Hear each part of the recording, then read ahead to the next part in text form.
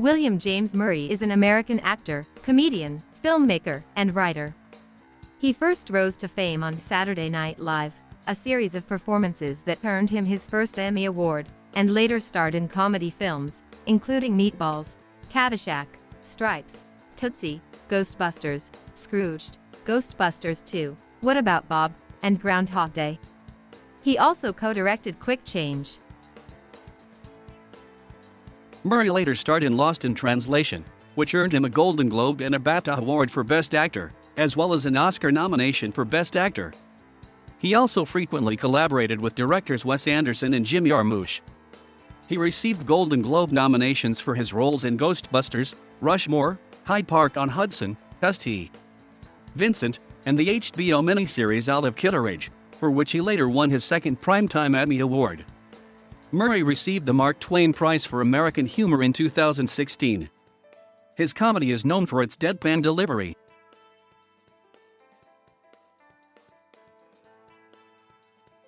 Murray was born on September 21, 1950, in Evanston, Illinois, to Lucille, a mailroom clerk, and Edward Joseph Murray II, a lumber salesman. He was raised in Wilmette, Illinois, a northern suburb of Chicago.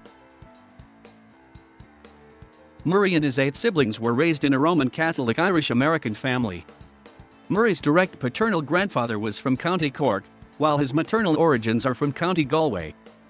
3 of his siblings, John Murray, Joel Murray, and Brian Doyle Murray, are also actors.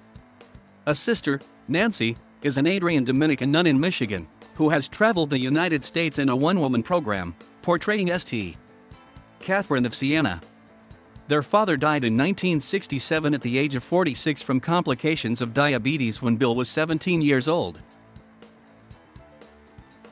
As a youth, Murray read children's biographies of American heroes like Kit Carson, Wild Bill Hickok, and Davy Crockett. He attended St. Joseph's Grade School and Loyola Academy. During his teen years, he worked as a golf caddy to fund his education at the Jesuit High School. One of his sisters had polio, and his mother suffered several miscarriages. During his teen years, he was the lead singer of a rock band called the Dutch Masters and took part in high school and community theater. After graduating Loyola Academy, Murray attended Regis University in Denver, Colorado, taking pre-medical courses. He quickly dropped out, returning to Illinois. Decades later, in 2007, Regis awarded him an honorary Doctor of Humanities degree. On September 21, 1970, his 20th birthday, the police arrested Murray at Chicago's O'Hare Airport for trying to smuggle 10 pounds of cannabis, which he had allegedly intended to sell. The drugs were discovered after Murray joked to the passenger next to him that he had packed a bomb in his luggage. Murray was convicted and sentenced to probation.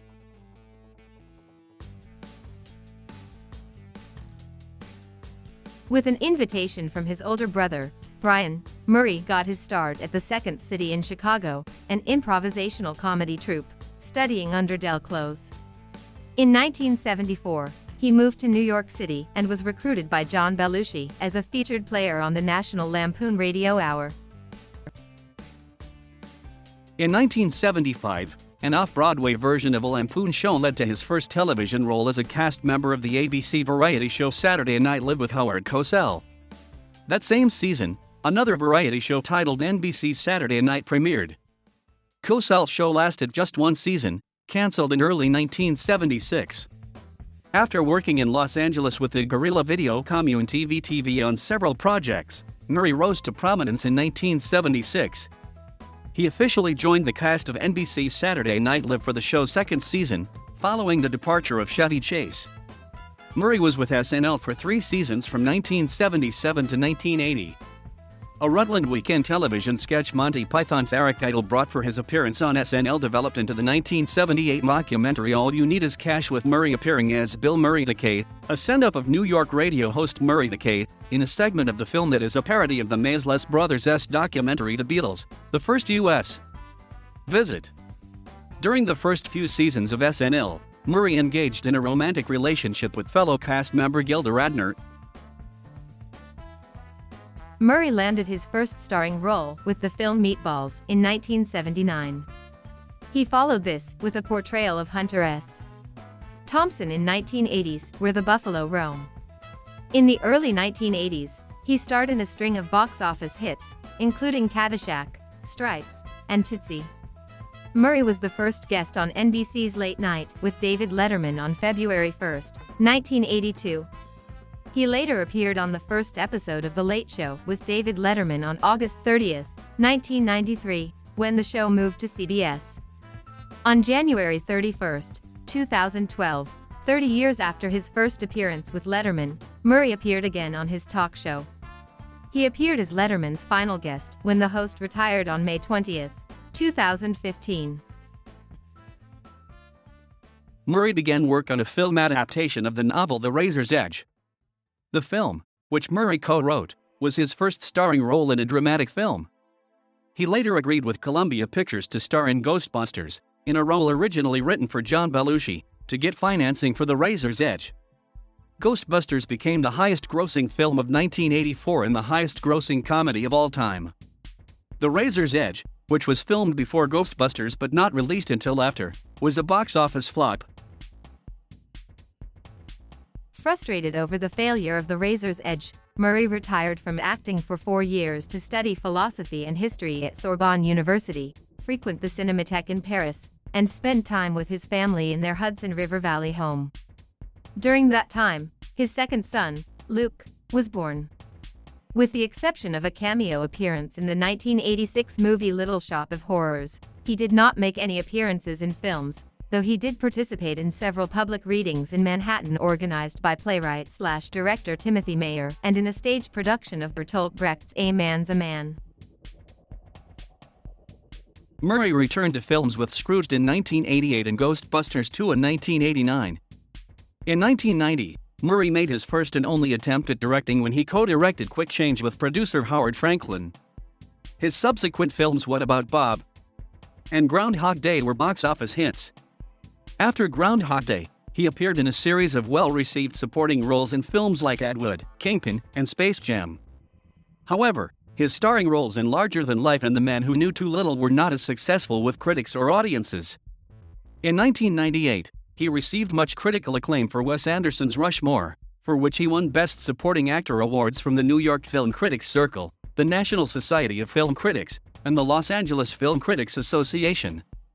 Murray decided to take a turn towards more dramatic roles and experienced a resurgence in his career, taking on roles in Wild Things, Cradle Will Rock, Hamlet, and The Royal Tenenbaums. In 2003, he appeared in Sofia Coppola's Lost in Translation and went on to earn a Golden Globe Award, a BAFTA Award, and an Independent Spirit Award, as well as Best Actor awards from several film critic organizations. He was considered a favorite to win the Academy Award for Best Actor, but Sean Penn ultimately won the award for his performance in Mystic River. In an interview included on the Lost in Translation DVD, Murray states that it is his favorite movie in which he has appeared. Also in 2003, he appeared in a short cameo for Jim Jarmusch's Coffee and Cigarettes, in which he played himself hiding out in a local coffee shop.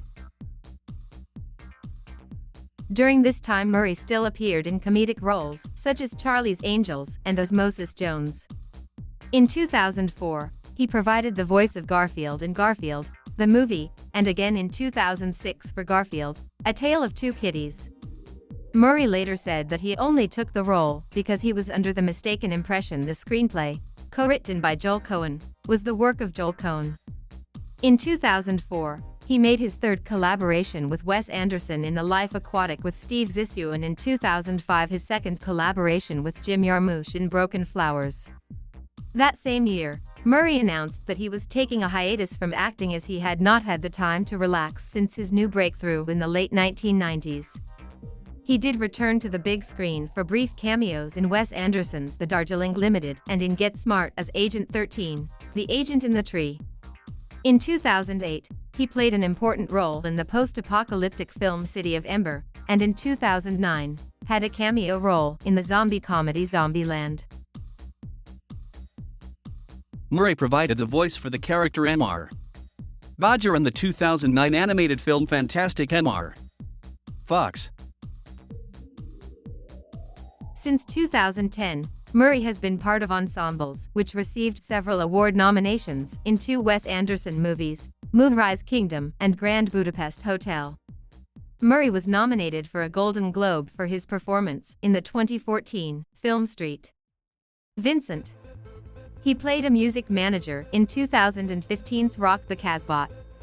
In 2016, he was the voice of Baloo in the live-action adaptation of Disney's The Jungle Book, directed by Jon Favreau. The film earned a 95% approval rating on Rotten Tomatoes, and Murray was nominated for Favorite Animated Movie Voice at the People's Choice Awards. He lost to Ellen DeGeneres.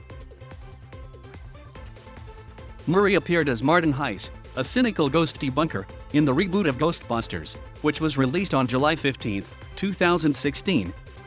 There had been speculation that he might return to the Ghostbusters franchise for a rumored Ghostbusters 3, but he dispelled such rumors in an interview with GQ. In March 2010, Murray appeared on The Late Show with David Letterman and talked about his return to Ghostbusters 3, stating, "I'd do it only if my character was killed off in the first reel." In an interview with GQ, Murray said, "You know, maybe I should just do it. Maybe it'd be fun to do." In the interview, when asked, "Is the third Ghostbusters movie happening?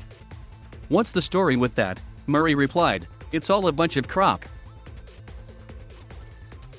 He was part of the ensemble cast of the 2018 animated film Isle of Dogs by Wes Anderson, which premiered at the 68th Berlin International Film Festival. On February 2, 2020, a Jeet commercial starring Murray aired on the Super Bowl referencing his role in the film Groundhog Day as Phil, with him stealing the groundhog and driving him to various places in the orange Jeet Gladiator.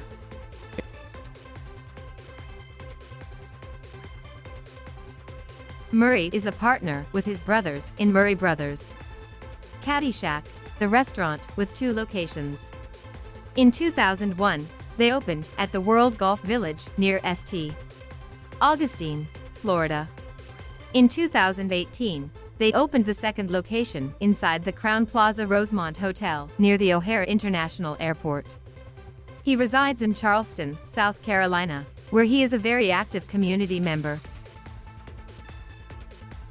In 1978, Murray appeared in 2 at-bats for the Grace Harbor Loggers minor league baseball team, credited with 1 hit and a lifetime batting average of .500. He is a part owner of the St. Paul Saints independent baseball team and occasionally travels to St. Paul, Minnesota to watch the team's games. He also owns part of the Charleston River Dogs, the Hudson Valley Renegades, and the Brockton Rocks. He has invested in a number of other minor league teams in the past, including the Utica Blue Sox, the Fort Myers Miracle, the Salt Lake Sting, the Catskill Cougars, and the Salt Lake City Trappers. In 2012, he was inducted into the South Atlantic League Hall of Fame for his ownership and investment activities in the league. Being very detached from the Hollywood scene, Murray does not have an agent or manager and reportedly only fields offers for scripts and roles using a personal telephone number with a voicemail box that he checks infrequently. This practice has the downside of sometimes preventing him from taking parts in films such as Who Framed Roger Rabbit, Monsters Incorporated, The Squid and the Whale, Charlie and the Chocolate Factory, and Little Miss Sunshine. When asked about this practice, however, Murray seemed content with his inaccessibility, stating, "It's not that hard. If you have a good script, that's what gets you involved. People say they can't find me. Well, if you can write a good script, that's a lot harder than finding someone. I don't worry about it, it's not my problem." Murray's popularity has been such that he holds an iconic status in U.S. popular culture. Murray's eccentric style of comedy, both on-screen and in his personal life, has caused him to be seen as a folk hero to many, making him a significant meme in various media including books and the internet. In 2016, he was awarded the Mark Twain Prize for American Humor by the Kennedy Center.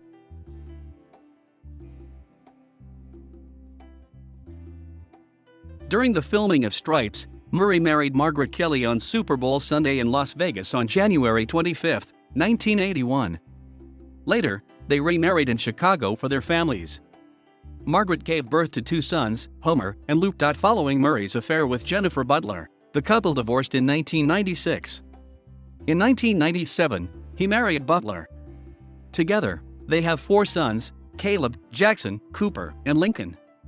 Butler filed for divorce on May 12, 2008, accusing Murray of domestic violence, infidelity, and addictions to sex, marijuana, and alcohol. Their divorce was finalized on June 13, 2008. Murray stated in a 1984 interview, "I'm definitely a religious person, but it doesn't have much to do with Catholicism anymore. I don't think about Catholicism as much." He is also apparently a big fan of jazz age mystic George Ivanovich Gurdjieff, creator of a religious philosophy known as the Fourth Way. Murray was once pulled over by Swedish police on suspicion of driving a golf cart under the influence of alcohol. Murray has homes in Los Angeles, California, Rancho Santa Fe, California, Martha's Vineyard, Massachusetts, Charleston, South Carolina, and Palisades, New York, a suburb of New York City. Between 2008 and 2013, Murray maintained a residence in the Greenwich Village neighborhood of Lower Manhattan. During the 2000 presidential campaign, Murray supported Green Party candidate Ralph Nader. He also donated $1,000 to former governor of Nebraska Bob Kerry's successful election to the United States Senate in 1988. Murray is a fan of several Chicago professional sports teams, especially the Chicago Cubs, Chicago Bears, and the Chicago Bulls. He was in attendance, along with fellow Cubs fans John Cusack, Eddie Vedder, and Bonnie Hunt, during the Cubs' historic Game 7 victory during the 2016 World Series. Murray is an avid Quinnipiac University basketball fan, where his son served as head of basketball operations, and he is a regular fixture at home games. He cheered courtside for the Illinois Fighting Illini's game against the 2004-05 Arizona Wildcats in the regional final game in Chicago. He is a fixture at home games of those teams when in his native Chicago. After traveling to Florida during the Cubs' playoff run to help inspire the team, he was invited to the champagne party in the Cubs clubhouse when the team clinched the NL Central in late September 2007, along with fellow actors John Cusack, Bernie Mac, James Belushi, and former Cubs player Ron Santo. Murray appears in Santo's documentary, This Old Cub. In 2006, Murray became the 6th recipient of Baseball Reliquary's annual Hilda Award, established in 2001 to recognize distinguished service to the game by a fan. He sang "Take Me Out" to the ball game during a 2016 World Series game at Wrigley Field. As a Chicago native, Murray appeared at the 50th annual Chicago Air and Water Show in August 2008. He performed a tandem jump with the U.S. Army parachute team Golden Knights. He was the MC for Eric Clapton's Crossroads Guitar Festival on July 28, 2007, where he dressed in various guises of Clapton as he appeared through the years. He served as MC again in 2010 and once more in 2019. In 1987, he donated a large amount of money to help build the Natalie Salmon House, which provides affordable housing for low-income seniors. Michael and Lilo Salmon, the founders of Housing Opportunities and Maintenance for the Elderly, said Murray performed miracles for them. Murray has been known for his mood swings, leading Dan Aykroyd to refer to him as the Murricane. Murray has said of his reputation, "I remember a friend said to me a while back, 'You have a reputation.' And I said, 'What?' And he said, 'Yeah, you have a reputation of being difficult to work with.' But I'd only got that reputation from people I didn't like working with, or people who didn't know how to work, or what work is. Jim, Wes, and Sophia, they know what it is to work, and they understand how you're supposed to treat people." In the book Live from New York, an uncensored history of Saturday Night Live, as told by its stars, writers, and guests, Chevy Chase recalls being confronted by Murray shortly before an SNL broadcast in which Chase had returned to guest host. The issue, likely to do with Chase's insistence on doing the Weekend Update segment that had been taken over by Jane Curtin, led to Murray and Chase trading insults, with Murray telling Chase to go have sex with Jacqueline Carlin, Chase's wife at the time, while Chase commented that Murray's face looked like something Neil Armstrong had landed on. The argument eventually turned physical. Murray later said of the incident, "It was an Oedipal thing, a rupture. Because we all felt mad he had left us, and somehow I was the anointed avenging angel, who had to speak for everyone. But Chevy and I are friends now. It's all fine." The two later starred together in Caddyshack in 1980. According to Den of Geek, Murray did not get along with Sean Young during the production of Stripes and has refused to work with her ever again. Murray has said in interviews that he did not get along with film director Richard Donner while filming Scrooged, stating that they would disagree with each other. Donner said of Murray, "He's superbly creative, but occasionally difficult as any actor."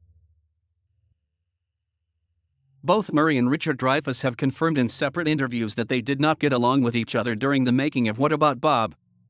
In addition, the film's producer Laura Ziskin recalled having a disagreement with Murray that led him to toss her into a lake. Ziskin confirmed in 2003, "Bill also threatened to throw me across the parking lot and then broke my sunglasses and threw them across the parking lot.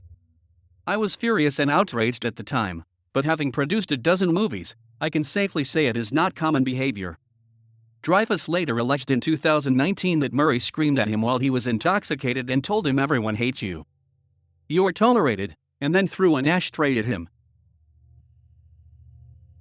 Murray also had a falling out with film director and longtime collaborator Harold Ramis during the production of Groundhog Day. According to screenwriter Danny Rubin, they were like two brothers who weren't getting along. Apparently, they had such intense creative differences that one day Ramis grabbed Murray by the shirt collar and threw him against a wall. As a result, Groundhog Day ultimately served as the final film collaboration between Murray and Ramis. Murray eventually reconciled with Ramis 20 years later, just before Ramis's death in February 2014. During the making of Charlie's Angels, Lucille Yu allegedly threw punches at Murray after he told her that she could not act. However, Murray claims that he and Yu only had an argument rather than a feud and that they have made peace since then. Film director Mick G., who directed Charlie's Angels, alleged in 2009 that Murray headbutted him.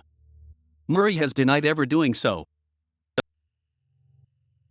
Lost in Translation director Sofia Coppola said that the central scene of Scarlett Johansson and Murray lying on the bed together took multiple takes because the actors did not seem to be getting along. She eventually stopped for the day and started again the next morning. Despite this, Sofia Coppola stated that Bill Murray was a lot of fun to work with on production. Angelica Houston recalled having a feud with Murray during the making of The Life Aquatic with Steve Zissou.